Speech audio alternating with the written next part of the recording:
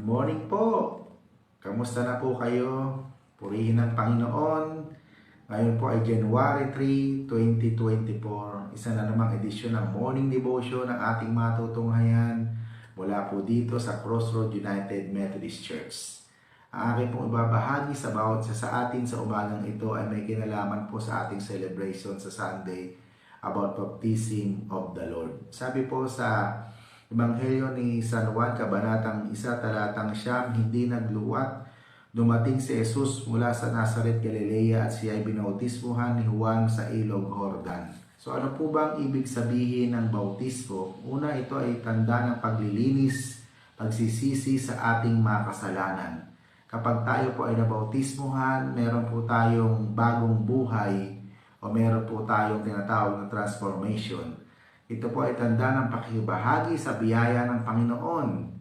At yung pangatlo, ito po ay tanda ng covenant o tayo po ay pumapasok sa pakipagkasundo sa ating Panginoon. At ganoon din po tayo rin po ay pumapasok sa ating pagiging metodista kapag tayo po ay nagpabautismo sa ating iglesia.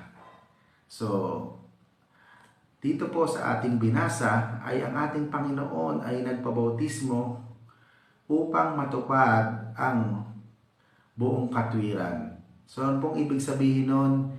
Hindi po siya nagpabautismo dahil siya ay may kasalanan. Hindi po siya nagpabautismo para sa kanyang sarili. Siya po ay nagpabautismo sa bawat isa sa atin upang magbigay ng magandang halimbawa kung paano siya ay naging masunurin sa buong katwiran. Kaya nga po sa umagang ito ng ating morning devotion, ini-invite tayo na muli nating alalahanin yung ating bautismo, alalahanin natin yung ating pagtanggap sa Panginoon, alalahanin natin yung nung tayo ay nabautismuhan, na tayo ay mainit na mainit sa paglilingkod sa Panginoon. Dumating ang maraming panahon, dumating ang mga pagsubok, dumating ang mga trials, ang mga obstacle.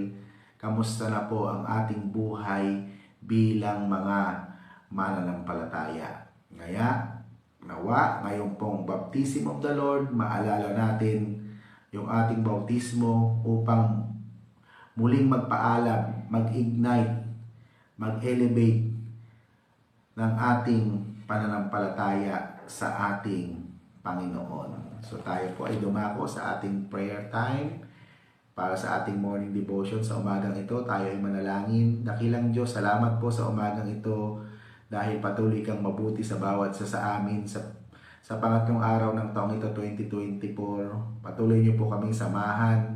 Pinagpipray ko po sa iyo ang iyong mga anak na nanonood, nakikinig sa mga oras na ito. Ano man po ang panalangin ng kanilang puso, ay bigyan niyo po ng katuparan. Yung iba po ay nakakaranas ng mga trials, ng mga obstacle. Tulungan niyo po silang maging successful at victorious po, Panginoon. Ma-overcome po nila ang mga pagsubok na kanilang nararanasan. Yung iba po ay humihingi ng magandang kalusugan. In the name of Jesus, pagalingin niyo po sila sa kanilang mga karamdaman.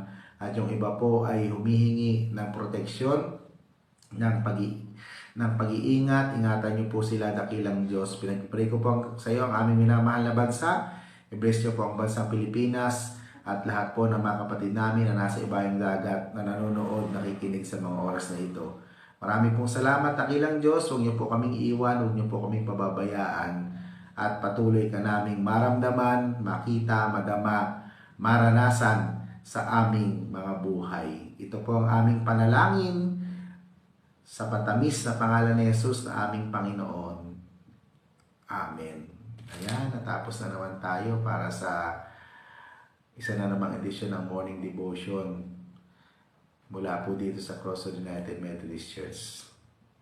I hope na patuloy ninyong maramdaman, makita ang katapatan ng Panginoon ngayong 2024. At lagi po nating tatandaan na kung paano ang Diyos ay mabuti noong 2023, patuloy pa rin siyang mabuti ngayon at patuloy pa rin siyang mabuti sa ating future. Ito po ang inyong lingkod, Pastor Moses, nagpapaalam Pansamantala nagpapaalam. Hanggang sa muli. God bless everyone.